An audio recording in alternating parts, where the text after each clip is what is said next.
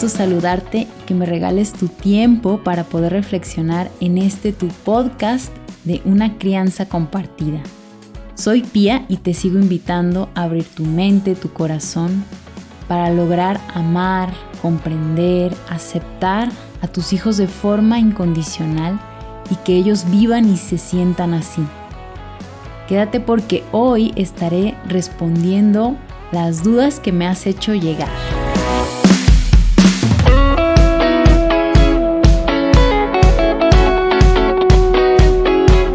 Antes de ir directo a las preguntas que me han hecho llegar, me gustaría hacer una reflexión que me parece muy importante porque cada pregunta tiene que ser vista desde la historia de cada uno. Nosotros que hemos sido niños que han sufrido desamparos y necesidades no satisfechas de todo tipo, nos hemos convertido en adultos que seguimos cargando frustraciones, rabias, necesidades que invisiblemente se han acrecentado en lugar de calmarse.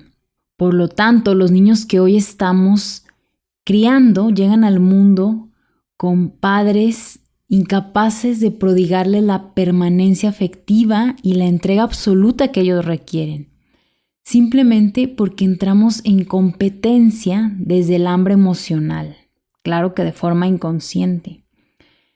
Grandes y pequeños estamos carentes, peleándonos por un trozo de mirada, de reconocimiento o de cariño que finalmente nos proteja. Para abordar la realidad de los niños o jóvenes de hoy, sería más realista si reconociéramos quiénes somos sus padres, que somos responsables de su crianza y de su educación. Si pensamos con sinceridad y nos miramos tal cual somos, quizá logremos comprender por qué a los niños les pasa lo que les pasa, por qué hacen tantos berrinches, por qué son tan demandantes, ¿por qué se enferman tanto? ¿Por qué no ponen atención? ¿Por qué no respetan a sus mayores? ¿Por qué abandonan la escuela o se drogan o no comen o se escapan o tienen una adicción a la pornografía? Vamos a ver que cuando un niño no es alimentado emocionalmente en la infancia, se va a convertir en un joven necesitado, desesperado, ávido, feroz o adicto. O sea que va a encontrar alguna manera desplazada de intentar obtener lo que no tuvo durante la infancia. ¿Lo va a lograr? No lo va a lograr. ¿Por qué? Porque no sabe que eso que no obtuvo y no lo necesitaba originalmente. No es eso lo desplazado, sino que no sabe que lo que necesita es esta sustancia materna. Somos un montón de individuos que provenimos de diversas historias de carencia emocional en la infancia. Y el gran drama es que somos una masa crítica de seres humanos que no sabemos esto y seguimos teniendo hijos creyendo que los amaremos y eso será suficiente. Tenemos esta ilusión romántica.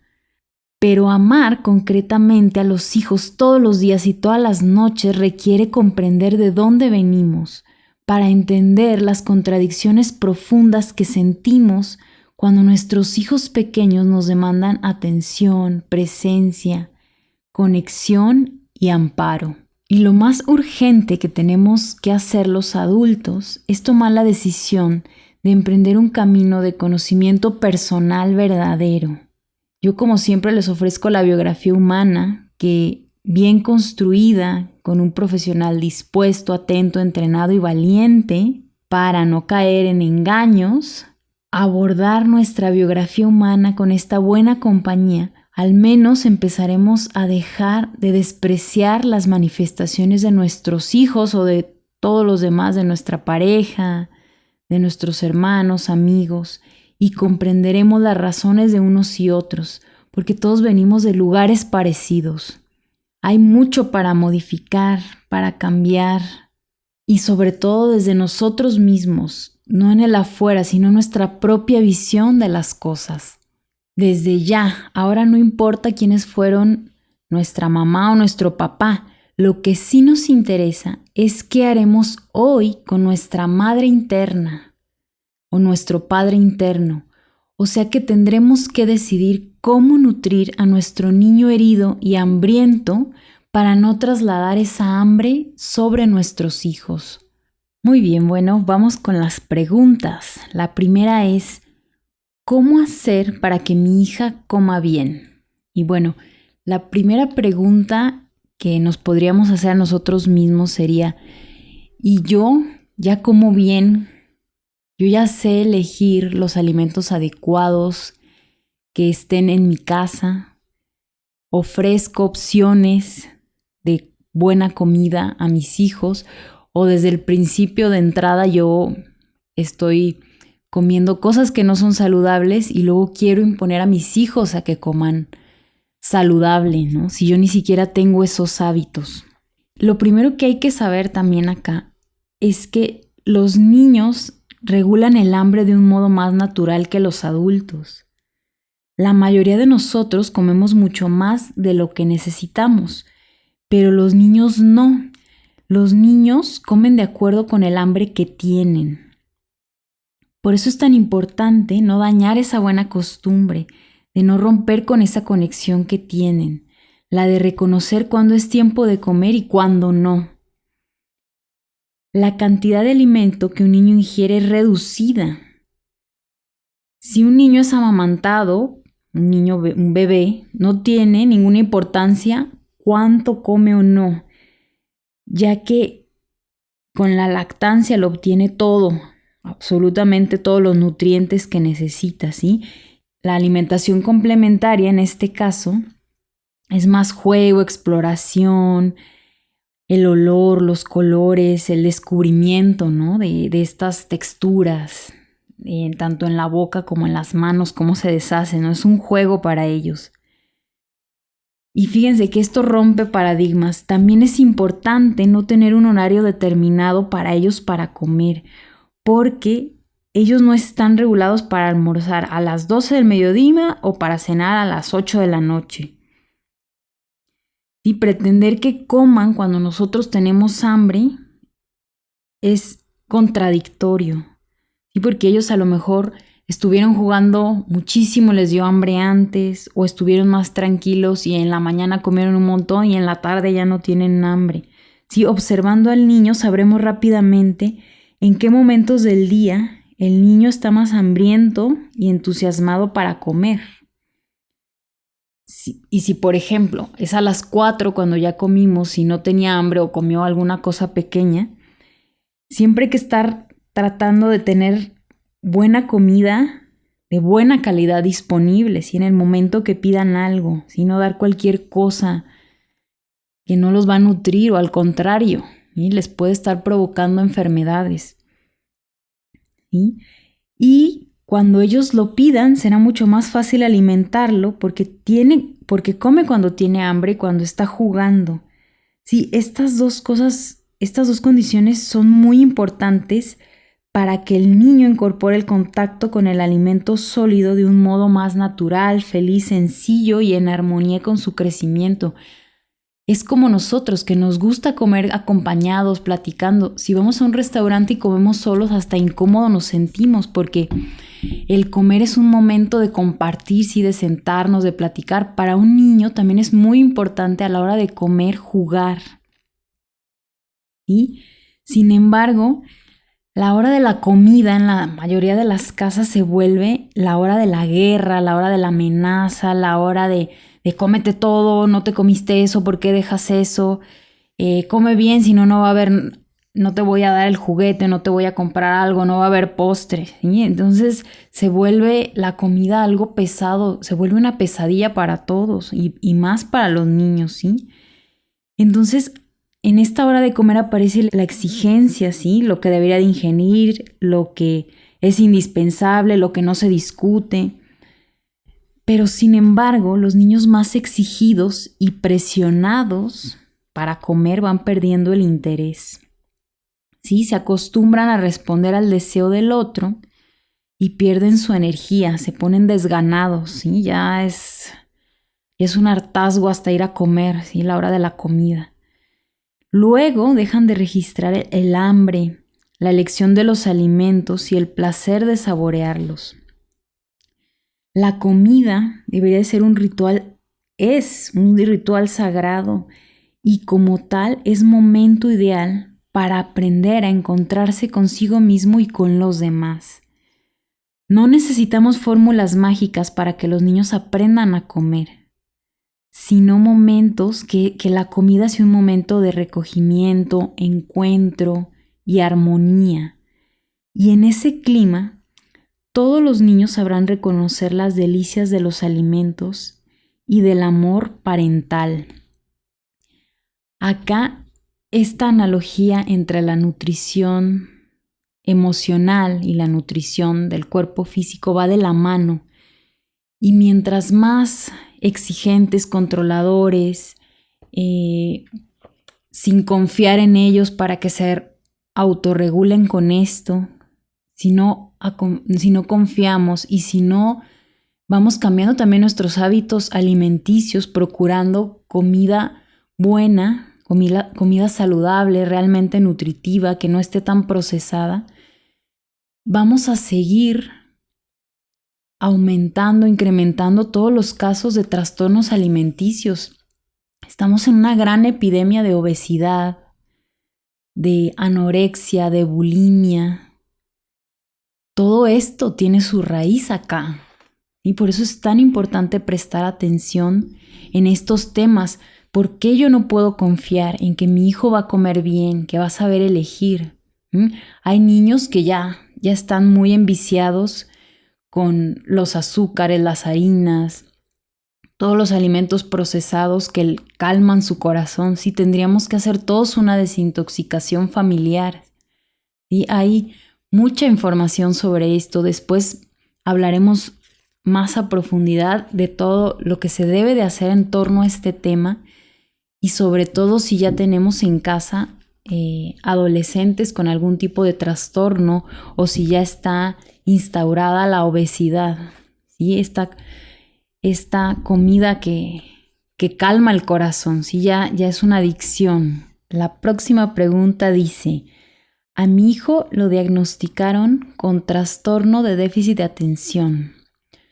No quiero medicarlo, no sé qué hacer. Primero que nada me gustaría citar a una actriz y cómica estadounidense, Phyllis Diller, quien dice que nos la pasamos los 3 primeros años de vida de nuestros hijos enseñándoles a caminar y a hablar. Y los siguientes 12 años en la escuela diciéndole que se siente y se calle. Y estos niños que parece que no se pueden estar quietos, que tienen mucha energía física y una profunda curiosidad por el mundo que les rodea. Cuando tenemos a un niño diagnosticado con trastorno de déficit de atención, con hiperactividad o no, podrían ayudarnos a comprenderlos o por el contrario, podrían encapsular nuestro interés por ver más allá, refugiándonos en este supuesto diagnóstico que nos evita a los papás hacernos preguntas personales. En todos los casos, lo peor que puede pasar a un niño es que su madre no lo sienta. Me gustaría repasar el significado de la fusión emocional, este concepto, ¿sí? Esta fusión emocional es como un tanque, como una alberca llena de agua, ¿sí? Las madres y los niños pertenecemos a este mismo tanque, ¿sí? Si la temperatura está a 40 grados y ambos estamos sumergidos, los dos vamos a sentir que nos quema el calor, ¿sí? O lo contrario, si está muy helada, vamos a sentir que está muy fría, ¿no? Que nos estamos congelando, ¿sí? Ahora, si las mamás estamos asustadas por esta intensidad emocional que demanda el niño, nos vamos a escapar de este tanque, no vamos a poder tolerarlo, ¿sí? Y cuando nuestro niño nos avise que el agua está caliente, nosotros vamos a estar afuera y vamos a responder que no es verdad, ¿sí? Nosotras estamos por fuera y no estamos sintiendo lo mismo, no está caliente o no está helada, ¿sí? No la estamos sintiendo. Entonces podemos argumentar lo que sea en contra de lo que nos piden, ¿sí? Ya después el niño se va a quejar más y más por esta temperatura del agua y va a seguir obteniendo este mismo rechazo, incredulidad, desprecio de nuestra parte, ¿sí? Nuestro hijo va a llorar, se va a portar mal, tendrá conductas extrañas, con tal de que regresemos y toquemos el agua y le creamos, ¿sí? Pero esto no es tan sencillo, esto no va a suceder, ¿sí? Las madres no regresamos, no tocamos el agua, ¿sí?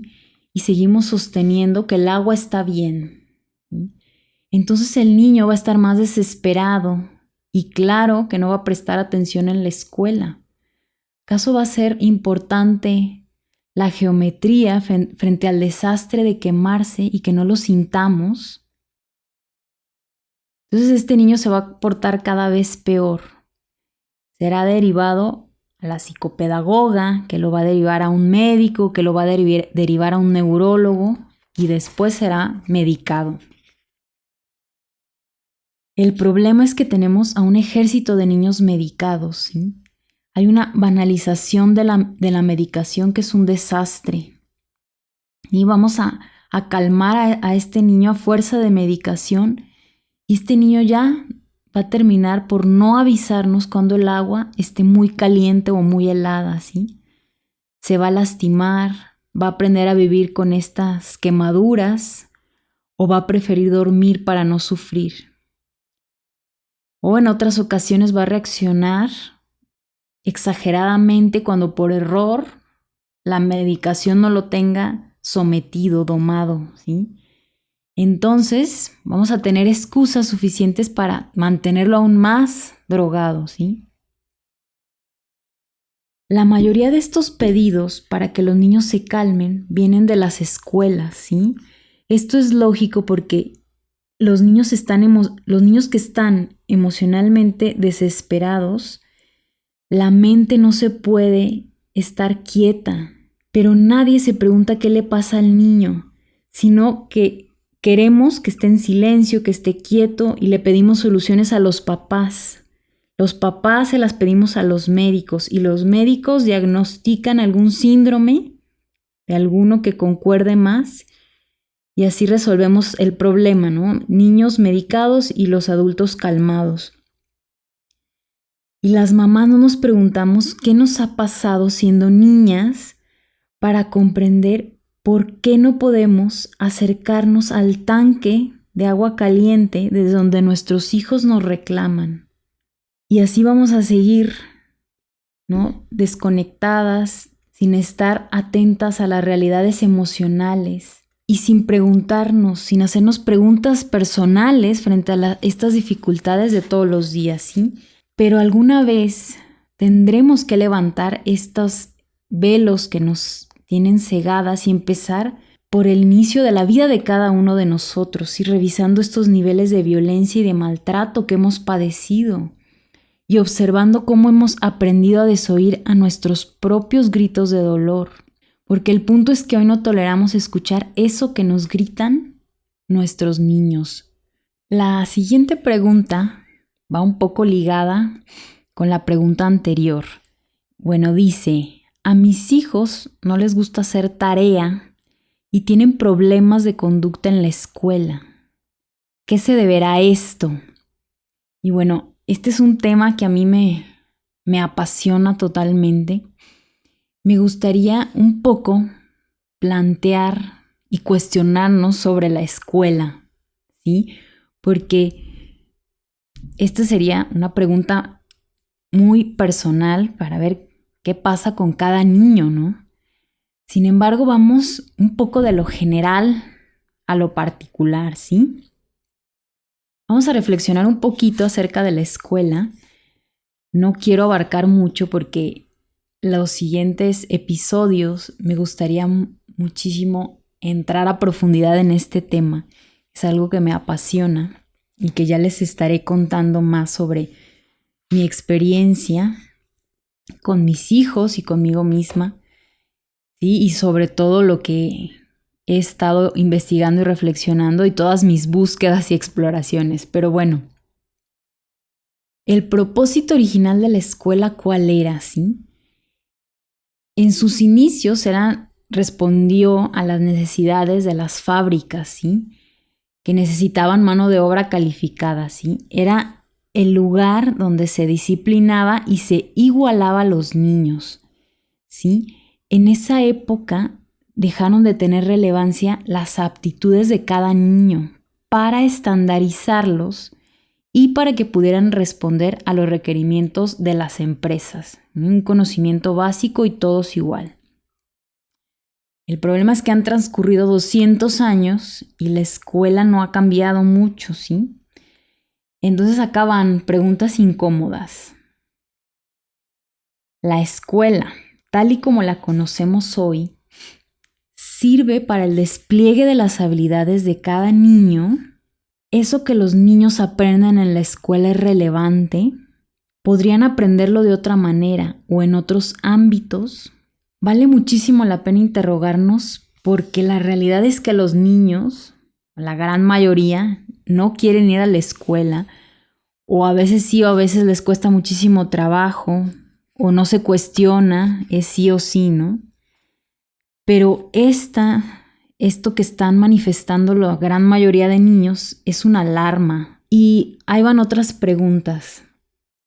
¿Seríamos capaces de construir una escuela a la que los niños vayan felices todos los días, incluso hasta enfermos, que quisieran ir aunque tengan fiebre? ¿Cómo sería una escuela así? ¿Cómo te la imaginas? Si no podemos soñarla, preguntemos a los niños qué les gustaría hacer, qué te gustaría hacer. Ellos saben perfectamente qué necesitan y mantienen esa fuerza vital que los lleva siempre a querer descubrir más, a saber más, a alcanzar metas más altas. Ese anhelo por explorar más allá de su entorno está inscrito en el diseño original de los seres humanos. Cuando los niños se muestran apáticos o desinteresados sobre materias o ciertos asuntos, es porque eso que pretendemos enseñarles no tiene ningún sentido para ellos. Claro que los niños menores de 14 querrán jugar casi todo el tiempo. Esto es fantástico. Tenemos asegurada una escuela fenomenal si fuera así. ¿Por qué? Porque los niños aprenden jugando. Es la forma más alta de investigación. Se les queda grabado todo lo que juegan de una forma impresionante. Observemos a los niños cuando se juntan con sus amiguitos, ¿sí? Que les encanta hacer actividades que los cautivan. Ponen toda su capacidad y todo su compromiso para ser mejores, se esfuerzan, ya sea que sea un deporte o alguna actividad que a ellos les motive. Y se van a convertir hasta en guías o líderes desde la mirada de otros niños, y por el empuje y entusiasmo que despliegan en esto que les encanta, en sus propios dominios, ¿sí? Pero tenemos tanto miedo a que si los niños juegan todo el tiempo no aprenderán matemáticas o a leer o geografía. Pero tendríamos que animarnos a hacer la prueba, ¿sí? Por el momento sabemos que los niños que han atravesado escuelas represivas tampoco han aprendido matemáticas ni geografía. Recuerdan, para el examen nos aprendíamos las cosas y ya 2 días después o al día siguiente ya ni nos acordábamos, ¿no? O sin ir más lejos, ¿cuántos de nosotros somos capaces de resolver un trinomio cuadrado perfecto? Bueno, si eres maestro de matemáticas o de ingeniería, sí, ¿no? Pero la mayoría no. No nos acordamos, ¿sí? O ¿cuántos de nosotros sabemos cuál es la capital de la Guayana Francesa? Y claro que esto no es una invitación a la ignorancia, al revés, sino que es un llamado a pensar con mayor autonomía. Y sería importante o sería bueno que los adultos dejáramos que los niños nos conduzcan de la mano hacia caminos más abiertos, más libres, más auténticos. nosotros ya estamos inundados de miedos, prejuicios y experiencias traumáticas, aunque no las recordemos. En cambio, los niños aún son puros y responden al diseño con el cual han sido creados. Una escuela feliz, con niños felices, no solo va a permitir un despliegue extraordinario en cada niño, sino que además va a redimirnos de todo sufrimiento pasado. Y bueno, con este tema de la escuela yo podría seguir y seguir. Bueno, vamos a dedicar varios episodios a esto para poder repensar, mirar cómo todo lo tenemos tan escolarizado y bueno, a inundarnos con nuevas formas de aprender, de jugar, de estar de acuerdo con nuestro ser esencial, estar en sintonía y sobre todo no romper eso en nuestros hijos, ¿sí? Y bueno, hasta acá le dejamos. Los dejo con estas preguntas para que sigan reflexionando sobre la escuela que seguiremos abordando. Y bueno, te sigo invitando a que me mandes dudas que tengas, que me escribas, se aceptan sugerencias, que sigas recomendando este podcast, si puedes, que lo califiques y le escribas ahí lo que te ha parecido para que llegue a más papás y mamás, para que me ayudes a esparcir esta semilla del amor. Muchas gracias por escucharme. Mi correo electrónico te lo dejo, piamedeli@gmail.com. Síguenme en mis redes sociales, Instagram y Facebook, pia.medeli. Espero que esto te ayude mucho. Te mando un abrazo y que tengas un día muy, muy bendecido. Hasta la próxima.